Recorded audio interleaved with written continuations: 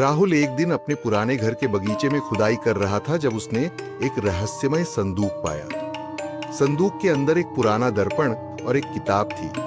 किताब में एक प्राचीन जादू के बारे में लिखा था, जिसमें हम शाकल या क्लोन बनाने की विधि बताई गई थी। राहुल ने इसे मजाक समझकर छोड़ दिया, लेकिन उसे ध्यान आया कि उसके एक ही तरह के कई लोग आसपास दिख रहे हैं।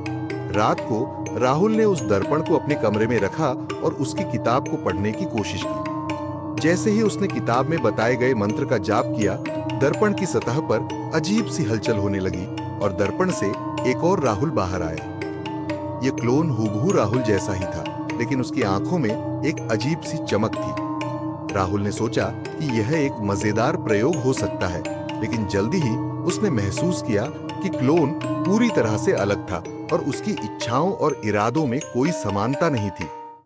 क्लोन धीरे धीरे राहुल के जीवन में घुसपैठ करने लगा, उसके दोस्तों और परिवार के साथ भी व्यवहार करने लगा।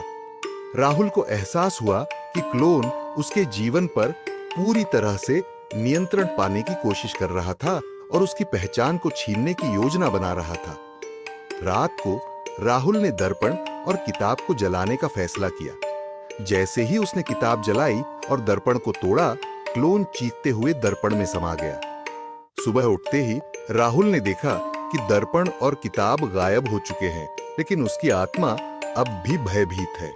उसने महसूस किया कि वह खुद ही क्लोन से घिरा हुआ है, जो अब भी उसके जीवन में कहीं न कहीं छिपा हुआ है। राहुल के मन में अब केवल एक ही सवाल था, क्या वह खुद असली है या क्लोन ने उसकी जगह ले ली है?